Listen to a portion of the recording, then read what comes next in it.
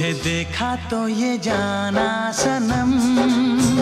বলিউড মানেই একসময় ছিল ভারতীয় সিনেমার প্রধান শক্তি, কিন্তু এখন দক্ষিণ ইন্ডাস্ট্রির সামনে কোণঠাসা হয়ে পড়েছে হিন্দি ফিল্ম ইন্ডাস্ট্রি। কেন এমন হলো? আর কি বলিউড ফিরতে পারবে তার পুরনো জৌলুসে? চলুন খুঁটিনাটি জেনে নেই আজকের ভিডিওতে।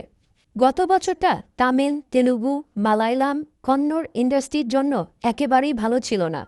অনেক নামী তারকার সিনেমা ব্যর্থ হয়েছে সেখানেও। তবে বর্তমান সময়ে হিন্দি ইন্ডাস্ট্রির নামিদামি অভিনেতারাও ক্যারিয়ার ফেরাতে দক্ষিণের পরিচালকদের ওপর ভরসা করেন।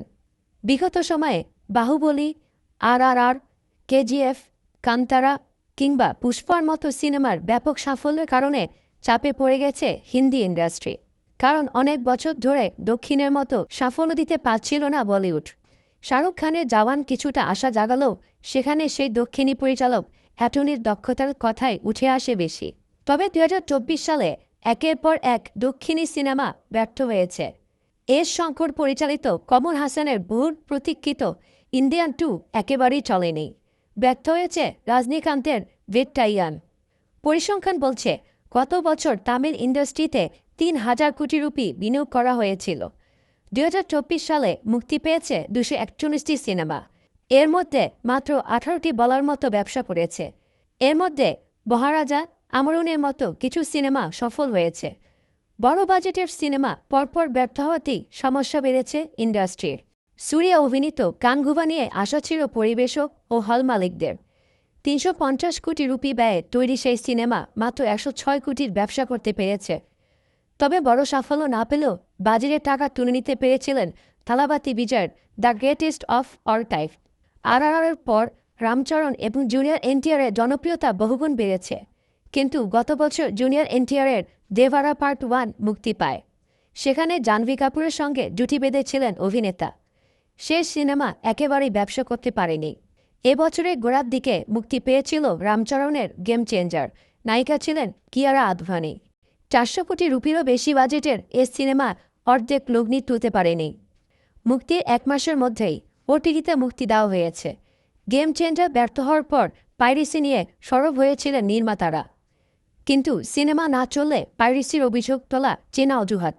বিষয় ভাবনায় বরাবর চমক দেয় মালায়ালাম ইন্ডাস্ট্রি।